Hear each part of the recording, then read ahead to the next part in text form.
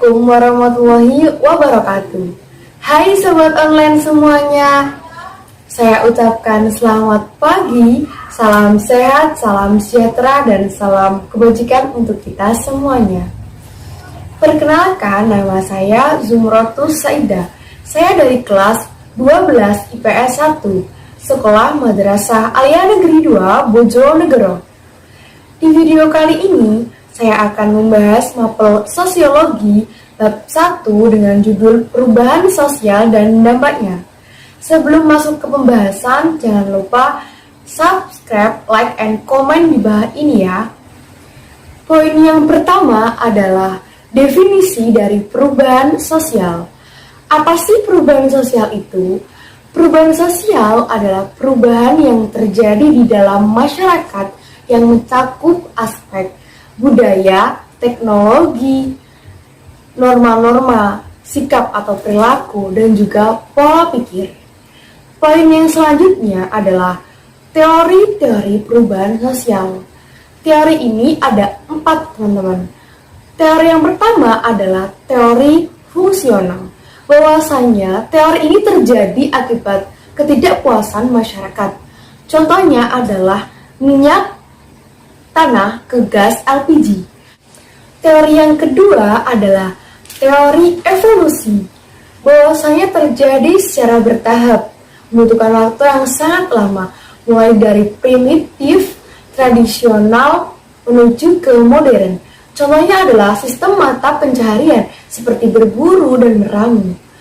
Teori yang ketiga adalah teori siklis atau teori siklus. Teori siklus ini berubah-ubah berulang-ulang seperti roda berputar, tidak ada titik puncaknya. Contohnya adalah gaya model busana. Kemudian teori yang keempat, yang terakhir adalah teori konflik. Teori konflik bahwasanya pertentangan atau pertikaian. Contohnya adalah unjuk rasa, demonstrasi unjuk rasa. Poin selanjutnya adalah bentuk-bentuk perubahan sosial. Nah, di sini ada 8 bentuk perubahan sosial, teman-teman. Bentuk yang pertama adalah perubahan secara lambat atau evolusi. Contohnya adalah kehidupan masyarakat Kubu di Sumatera, terutama tempat tinggal mereka, mata pencaharian mereka. Kemudian yang kedua adalah perubahan revolusi. Berarti perubahan ini terjadi secara singkat, cepat, dan juga mendasar. Contohnya adalah revolusi Inggris. Selanjutnya, perubahan yang direncanakan. Berarti ini telah diperkirakan oleh masyarakat atau pihak yang terlibat atau pihak yang bersangkutan. Contohnya adalah pembangunan masjid, pembangunan jembatan, dan lain-lain. Selanjutnya, perubahan yang tidak direncanakan. Ini berarti perubahan yang tidak dikehendaki oleh masyarakat. Contohnya adalah terjadi permukiman kumuh di bantaran sungai. Selanjutnya, perubahan berpengaruh besar. Ini bahwasanya memberikan aspek atau pengaruh yang besar di dalam masyarakat. Contohnya adalah munculnya urbanisasi. Selanjutnya, perubahan berpengaruh kecil. Perubahan berpengaruh kecil di sini berarti perubahan yang tidak diikuti oleh semua masyarakat.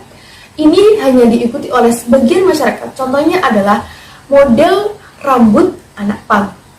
Selanjutnya, perubahan struktural. Perubahan ini mengakibatkan reorganisasi di dalam masyarakat.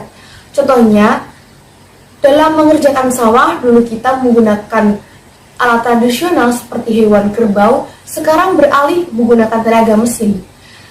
Yang terakhir atau bentuk perubahan sosial yang ke-8 adalah proses.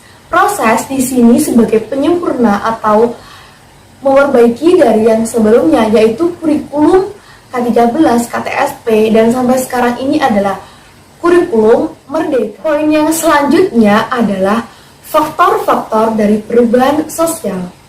Faktor di sini ada faktor internal, faktor eksternal, faktor penghambat, dan juga faktor pendorong.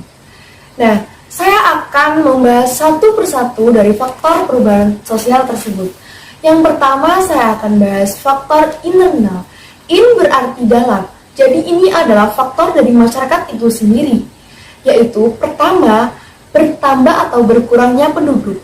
Yang kedua adalah penemuan-penemuan baru atau inovasi. Dan yang ketiga adanya konflik dalam masyarakat.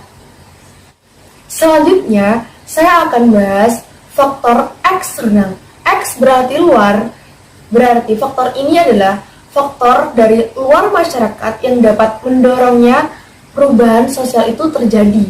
Contohnya adalah satu, lingkungan alam atau lingkungan fisik yang ada di dalam sekitar manusia. Yang kedua adalah peperangan, dan yang ketiga adalah faktor kebudayaan lain. Selain faktor internal dan eksternal, saya akan bahas juga faktor pendorong dan penghambatnya dari perubahan sosial. Faktor pendorongnya adalah satu, kontak dengan kebudayaan lain. Kedua adalah orientasi hidup ke masa depan. Yang ketiga adalah toleransi terhadap perbuatan-perbuatan yang menyimpang. Dan yang keempat adalah adanya pendidikan yang maju. Jika faktor penghambatnya dari perubahan sosial sendiri itu adalah satu, kurangnya hubungan dengan masyarakat lain. Kedua, berprasangka buruk terhadap penemuan-penemuan baru.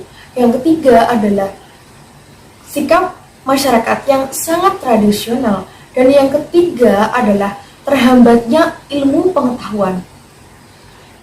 Nah, setelah kita belajar definisi, teori-teori, faktor, dan juga bentuk-bentuk, kita harus bisa dong menyebutkan dampak positifnya dan juga dampak negatifnya dari perubahan sosial. Yang pertama, dampak positif dari perubahan sosial. Satu, munculnya nilai dan norma baru, munculnya budaya ilmuwan, dan juga terbukanya peluang mobilitas. Selain dampak positif, perubahan sosial juga menimbulkan dampak negatif. Satu, semakin besar budaya konsumtif. Dua, banyaknya pengangguran. Dan yang tiga, adanya sikap individualistik. Yang keempat adalah banyaknya hidup atau gaya kebarat-baratan. Di akhir pembahasan, bagaimana sih kita seorang pelajar, seorang pemuda menyikapi atau menghadapi perubahan sosial? Kita harus bersifat kritis atau terbuka dalam menyaring perubahan sosial. Kita harus memilih yang positif, kita harus mengambil yang baik-baiknya saja agar kita tidak terjerumus dengan yang negatif. Itu dapat kita lakukan dengan cara meningkatkan ketakwaan dan keimanan kepada Tuhan Yang Maha Esa, melestarikan kebudayaan negara kita, menerapkan iptek di kehidupan sehari-hari, dan yang terakhir adalah belajar dengan giat.